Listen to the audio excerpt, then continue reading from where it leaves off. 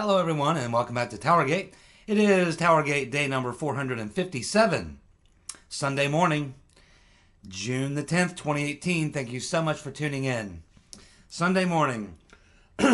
Well, let's get to it. First, I want to start off by saying thank you to everyone for watching my videos and sharing my videos and giving me thumbs up and spreading the word about my TowerGate videos. That's wonderful. Also for all the great links and things that you leave and comments in the comment section that I try to read them all, try to respond to as many as I can. And I do get a lot of information or ideas or things to work on or look at from the comment section. So it's you know, when you leave comments, I'm looking at them most likely almost every day, almost every video. I do look at the comments and try to respond to most. And I do, you know, look at the conversation going on, and sometimes I get ideas. So keep doing that. It definitely helps me. Now, I did have two particular links I wanted to call attention to. One link was left by Peter. Now, we have a couple different Peters. I'm talking about the Peter who left the link for the headlines without a voice, where there was like 5 videos that go into, it takes a look at the involvement of the British or the UK in the Spygate fiasco. But what it does is it kind of takes us several higher levels from where we've been focusing on Christopher Steele, Halper and his connection to British intelligence, Brennan, British intelligence, and all these things. But what this article does is it kind of takes you up to the very highest tiers and shows us that possibly this was coming from way high up in the British government. In fact, all the way up to possibly Queen Elizabeth herself. So I'm still digesting all of that and looking into that. I do appreciate you, Peter, for leaving that link. I am working on that right now and seeing what I can do with fitting that into what we do here. That's some very interesting stuff. So I've got some notes on it, and I'll be researching that, and I'm sure it'll find its way into one of our TowerGate videos. Thanks, Peter. Also, Tiana left a very good link, which gives us a lot more information about more levels of depth into the Papadopoulos situation. As you know, if you watch my videos for very long, I'm kind of obsessed with the Papadopoulos thing because it's the one thing I really haven't been able to figure out. I can't be 100% sure if he was just being used or duped or if he was part of the plot. It's you know, it's hard to say. There's things on both sides that could lead you to go either way. But this link that Tiana left shows us the relationship between Papadopoulos and Reince Priebus goes back much farther than we thought. It also brings up 2 or 3 other characters that are even a hierarchical sort of position above them. And so it gets deeper and deeper into this dive into Papadopoulos and how he came about getting into the campaign, who he's been associated with in the past. So there's some good information there, and some pretty bombshell information as well. And I've got notes from all that. So thank you, Tiana. I am in the process right now. Tomorrow I hope to be able to really dig into that, and hopefully in the next couple videos I will have something for you on what we learned from that link left by Tiana. Tiana, I'm not sure how it's pronounced, but thank you either way, however you pronounce it. We appreciate the link. So anyway, keep leaving those links. They do help. Okay, I think obviously now that we've had about a day and a half or 2 to sit back and chew on this James Wolfe indictment, we probably all have a lot of questions. A lot of people are asking a lot of questions.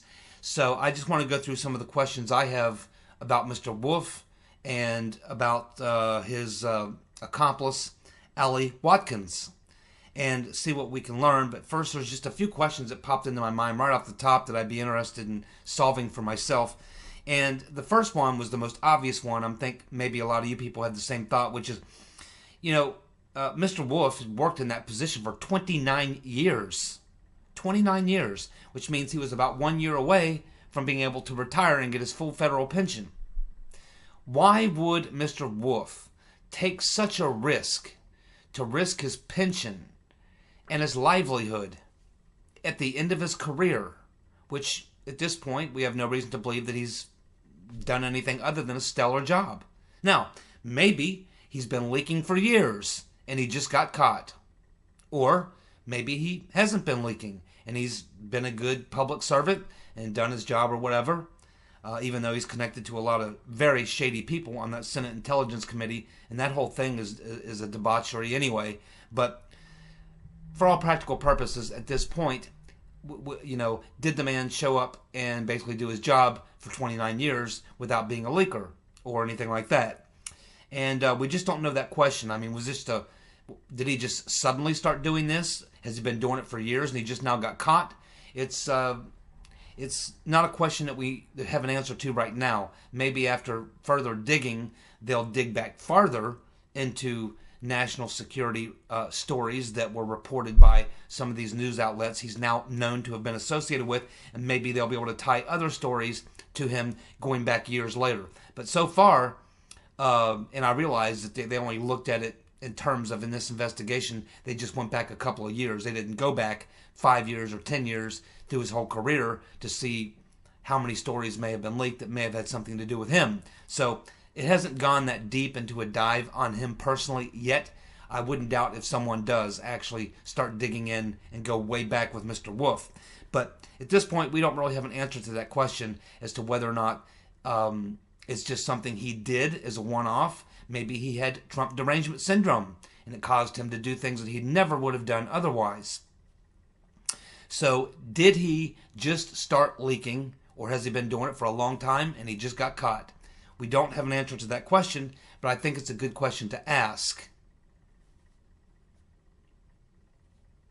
Another interesting thing about this particular thing that Mr. Wolfe was doing was it seems that nearly all of the leaks that he was providing had something to do with Carter Page. Now, they deal with a lot of different issues over there at the Senate Intelligence Committee. Yeah, they've been talking a lot about the Russia issue, Trump-Russia collusion, Carter Page, whatever. But they deal with many, many issues over there. And there are many little tips that he could have given about other stories and other things that happen in the Senate Intelligence Committee. But every single one of these leaks that are in question, which are four, there are 4 stories that were written which can be attributed directly, at least the FBI feels they have the evidence to prove, they can be attributed directly to leaks that he did to Miss Watkins or other people at these other 3 news sites. And we talked about them yesterday. But why Carter Page? Why was he focused just on Carter Page? Is Mr. Wolfe following the story very closely? Is he personally involved in this somehow? What would motivate him to focus his leaks specifically to be on Carter Page? And why were they going to the same media outlets that were receiving information about Carter Page and other people from other sources? It's a very curious question, because if he was just leaking for money or for the hell of it or whatever, or to impress this young reporter, then he would be feeding her various types of information. But in this particular case, it appears that every single one of those 4 leaks that are in question that resulted in stories that's being investigated was something to do with Carter Page. And that makes your antenna pop up, and it makes you curious. It shows you that there was a more narrow focused agenda at specifically the type of thing he was leaking. It was specific in nature. And it was about Carter Page, which is part of the Trump-Russia, which is part of the dossier, and the entire deep state coup. He was playing into the hand of the deep state coup, making him also a participant.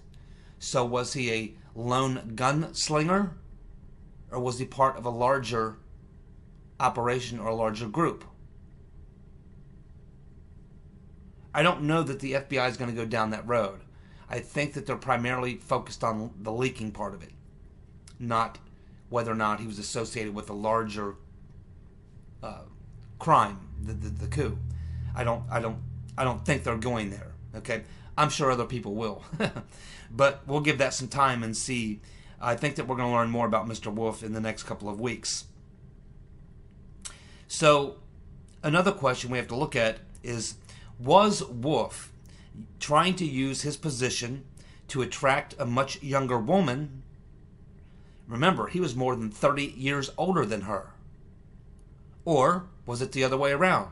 Was Allie Watkins using Wolfe and using the fact that she was a young, attractive reporter to get to Wolfe so that she could get information that she could use to write stories that would help her move her career in the right direction?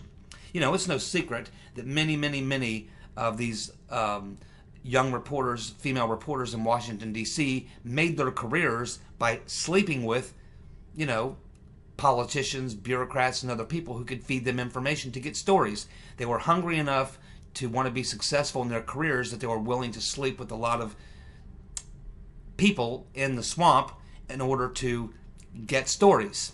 And probably the most famous case would be, of course, Barbara Walters, Baba Wawa. Baba Wawa, of course, had been rumored, and now it's not a rumor, it's a known fact, that Baba Wawa had a fairly lengthy on and off relationship with Henry Kissinger. And he was a very powerful man, one of the most powerful men, second probably to Nixon, in D.C. Throughout the early to mid-70s. He still carries a lot of weight.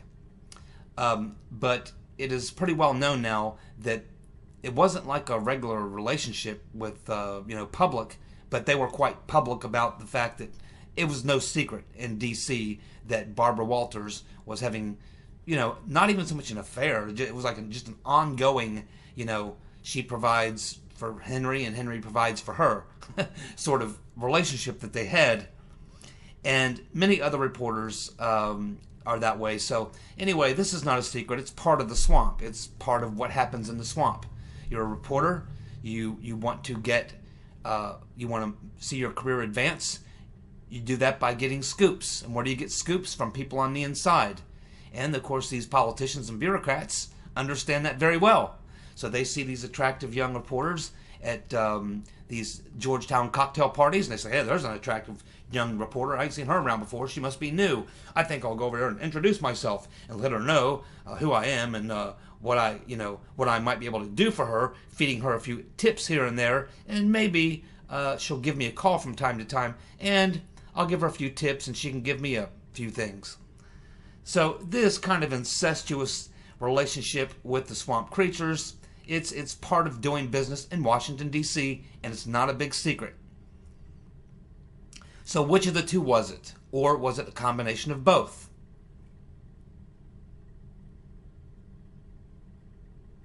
It's very interesting when you look at Miss Watkins.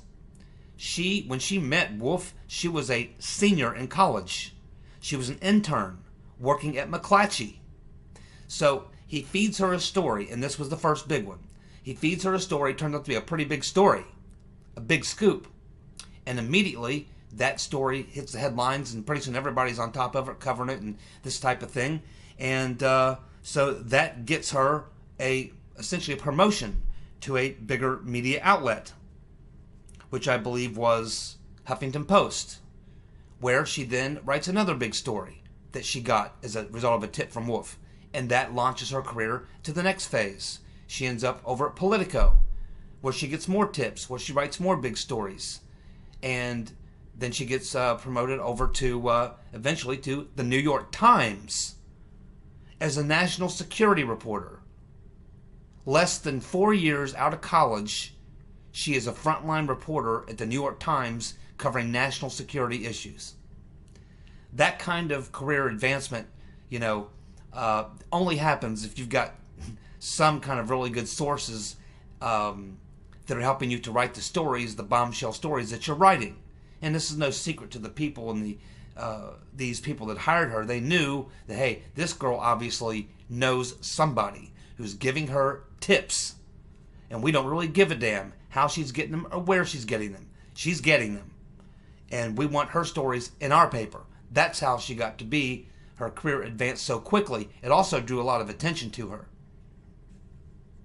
So, then we have, in the last 24 hours or so, people going and looking at her social media, at Allie Watkins' social media.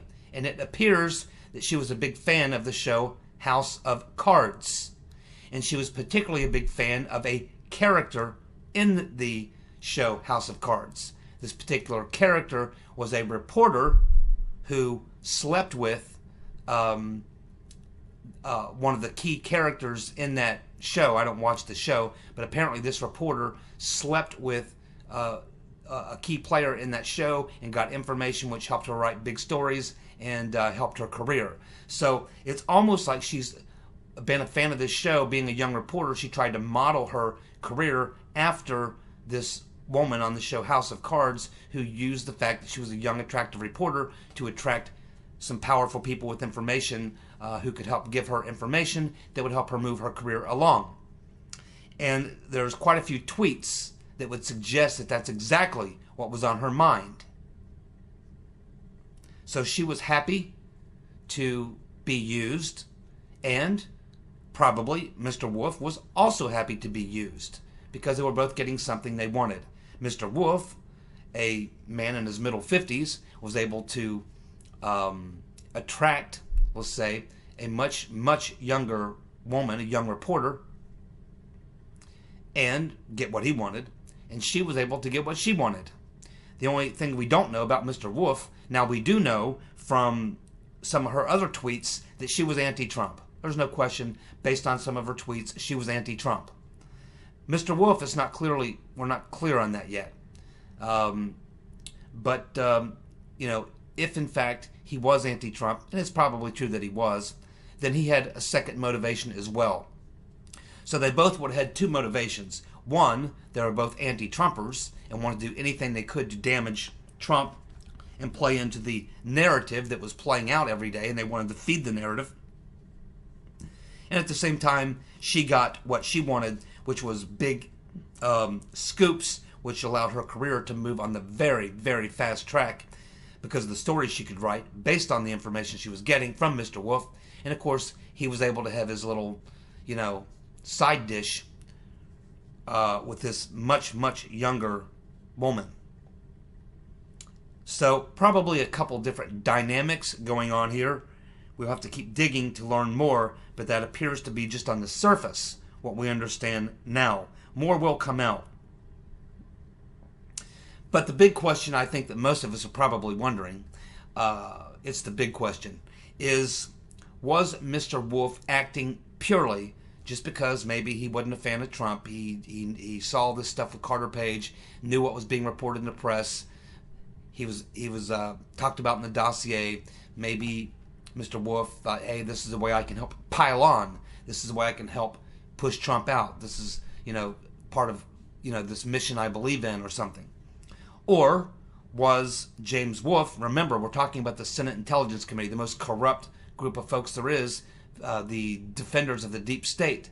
You got Mark Warner and Mr. Burr and all those people, Diane, Turn In Your Guns, Mr. and Mrs. America Feinstein.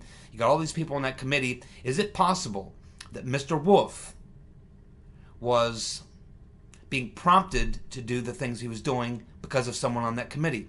Was he offered cover? Is there someone else from that committee or someone around him involved who was prompting him or urging him to do what he did? Or was he acting totally on his own? That is something that we may or may not ever learn. Because the sealed indictment was there for 5 months and we haven't heard any other person around him, and he was arrested, and we haven't heard any other person around him, probably they haven't been able to tie him to anybody else, or maybe they don't even want to do that. Maybe they just want to limit it to him, and they don't even want to ask if he was prompted or investigate any farther to see if he was involved with some other people on the Senate Intelligence Committee, working in unison or concert with anyone. Was he connected to, was he working for John Brennan, Mr. Potato Head? Was he working for Peter's Been Stroking Us, Sally Yates, Obama? I mean, was someone prompting him to do what he did? Well, we'll probably know for sure when we see exactly what type of sentence he gets. How he, I assume, I don't know if he's going to plead guilty or not guilty, but obviously he'll be sentenced at some point, and we'll see what crimes they charge him with, and that type of thing. We'll see if he loses his pension. We'll see exactly what happens to Mr. Wolfe. If Mr. Wolfe gets a real sweet deal on all of this, we'll know that there's probably something fishy going on. If he gets hammered and there's no one else's name comes up, then maybe he was just acting alone. But this is certainly a question that's on my mind, and my guess is it's a question on a lot of your minds as well. I guess we'll find out in the weeks to come.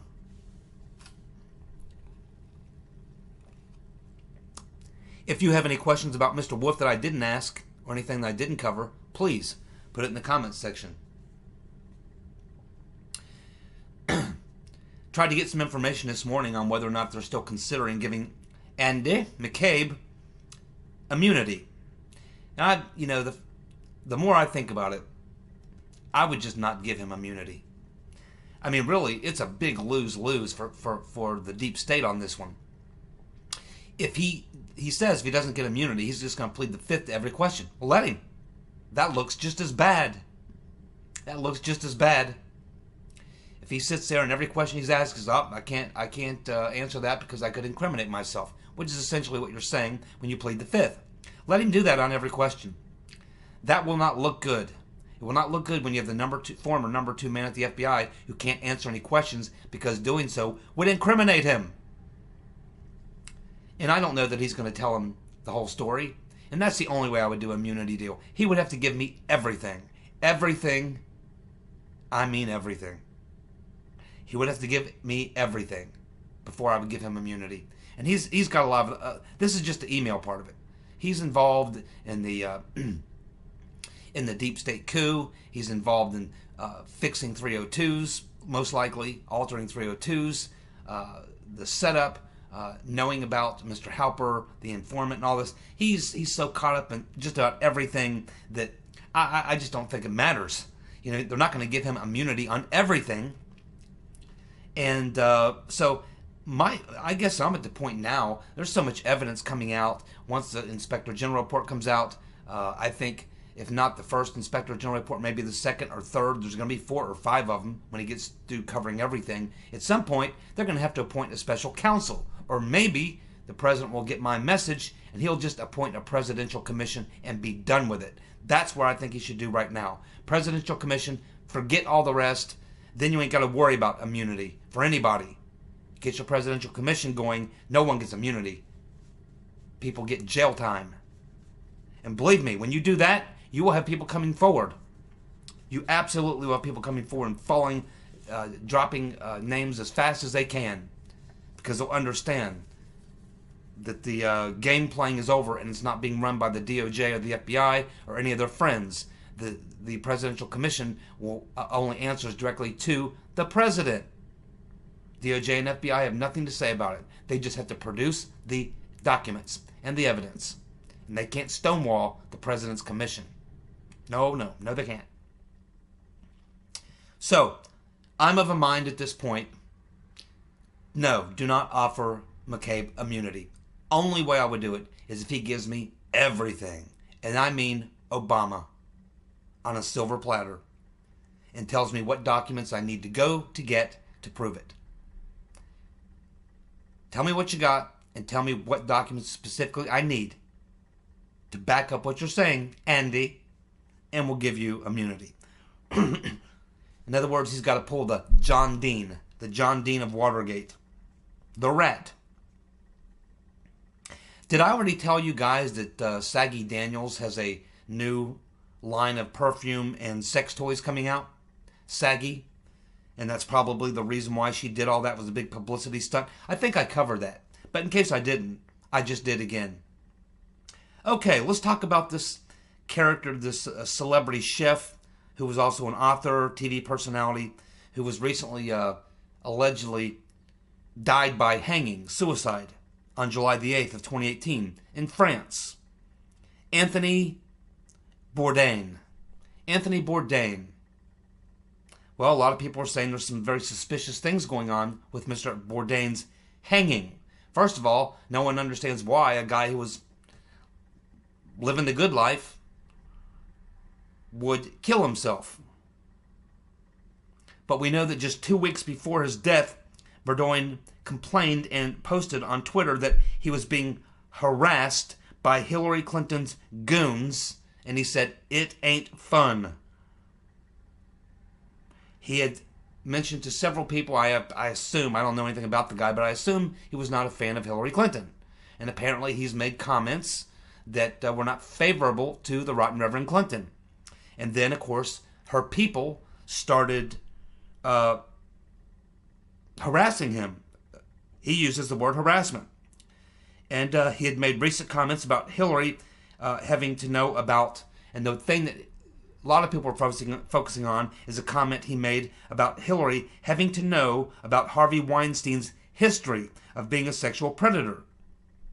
He made that comment, and it was followed by one of Hillary's goons, Brian Fallon, who tweeted back to Bourdain that he should eat a scorpion. And he got more of these types of comments that followed from Clinton's henchmen. So, a lot of people are asking the question, could this have been another Arkancide?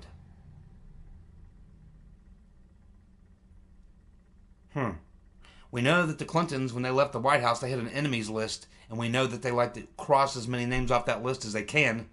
They've never stopped, even after they left the White House. You know, if you're on the Clintons' enemy list, you could very well be X'd off the list at any time. I don't know if they know about me, but if they know about me, I'm on the list. I just want you to know, folks, I'm not on any medications whatsoever. I'm not depressed or suicidal. I have no intention of killing myself. I would never hang myself. I would never drive my car off a cliff. I'll never fall off my roof. I will never slip in the bathtub. These are not things that I would do, okay? I'm good. So if something happens to me, it's not because I was depressed or I was on drugs or anything else. Let's just hope that doesn't happen. I feel pretty secure, I guess you might say, in my ability to defend myself, especially on my own property. I'm pretty well in position to defend myself on my property against a small army, but of Hillary Clinton goons. But you never know with the Right Reverend Clinton. Anything can happen if you end up on her and Slick Willie's shit list. So anyway, was Mr. Bourdain's hanging a suicide or an Arkancide? It's a question a lot of people are asking. I don't know. I'm just passing along. Just thought you should know. It's also quite suspicious that this woman, designer Kate Spade, who's also a former Clinton Foundation donor, recently committed suicide by hanging as well. So that's two people with association to the Right Reverend Clinton. One who was not a fan of hers. The other who apparently was a fan because she was a donor. Both committing suicide by hangings. Both with Clinton associations, one positive, one negative. Awfully strange. We're hearing rumors in the rumor mill that Trey Gowdy, I thought he was prepping himself for maybe a gig as a judge back in South Carolina, or maybe governor, or who knows what. I figured something like that. But there's rumors now in the rumor mill that Trey Gowdy is either got people shopping him to media outlets to become a media person, a commentator, or it's media companies reaching out to him. I'm not sure who's reaching out to who, but the rumor mill is that there is conversations going on between Trey Gowdy and some media organizations about him possibly becoming a paid commentator for one of these big media corporations. I don't know if it's Fox or ABC or who it would be. They don't state what media organizations might be involved, but it appears in the rumor mill anyway that Trey Gowdy's next gig won't be as a judge or governor or anything else, senator, whatever, back in politics or government. It may be media. He may become a media hack. Mark Meadows, who does a fantastic job, by the way, recently got a bill piggybacked onto another bill. It's not a standalone bill. It's piggybacked onto another bill that was already moving through Congress. But it's a bill to audit Uncle Bob the Executioner's witch hunt. We know he's already spent approximately $17 million. He's wasted $17 million. And a lot of people are starting to wonder, that's an awful lot of money. I wonder where that money's going. Is there anything shady going on here? Is he paying Confusion GPS? Is he paying Dan Jones? Is he paying Christopher Steele? Is any money from Uncle Bob the Executioner, taxpayer money, going into the pockets of any of these people who are pretty shady characters? Is any money going to these people? I think Mark Meadows suspects it may be happening. And if that's true, that's a big problem. That's going to anger a lot of people. But the vote on this particular bill that was going through Congress, remember, it wasn't a standalone bill. It was a 207 to 201, so it was a close vote. And you can assume it was almost all partisan, probably almost all Republicans voting for, and some Democrats mostly voting against. Probably had to get a few Democrats to vote for it to get to 207, I guess. I don't know. But probably just depends. It's an election year. There were things in this bill, which is mostly what they were voting on, that had to do with water issues and things like that, which to certain people in certain districts, if these are political, local issues in the state. So this bill was probably, the people who voted for it or against it was probably driven by 2018 politics local to them, their state or their district or what have you. But they did attach this bill on, and it did pass 207 to 201. So now they are going to be able to audit Uncle Bob the Executioner and find out where the money is going. God help him if he's paying Confusion GPS. Mr. Jones or Mr. Steele or any of those other bottom feeders. Alexander Down the Hatch Downer, the gift that keeps on giving. It appears that in addition to agreeing to donate $25 million to the Clinton Foundation on behalf of the Australian taxpayer, it appears that Down the Hatch Downer signed an agreement in 2007 for Australia to provide Australian uranium to the Russian company Rosatom. And of course it was Rosatom that at the end of the Uranium One deal bought Uranium One just a few years later. So now you have all these factors in the equation. Clinton Foundation, the long friendship between the Clintons, specifically Bill and Alexander Down the Hatch Downer, Uranium One, Rosatom, and the 2016 election, Mr. Downer's association with British spies in the American state and intelligence community. A lot of things in that equation, a lot of factors to be looked at and questioned. So Downer, apparently, though that Uranium One deal was a big deal. There was a lot of different things going on, complex things going on, and went on for a period of time. It took like 7-8 years for this whole plot to be finalized. And in the process, there was a lot of various players involved. And so now we learn that Australia was one of the players involved in cutting a deal to sell uranium to, Australian uranium by the way, to Rosatom, which eventually the same thing was done. We give a uranium to Rosatom, then in comes Uranium One, there's another company that they actually bought into first, or delivered uranium to, and then at the end game, in the final scene, in comes Uranium One, or Rosatom, which comes in and buys Uranium One, which is the Russian state-owned company. So it was a plot that they had hatched. It took 7 or 8 years to play out.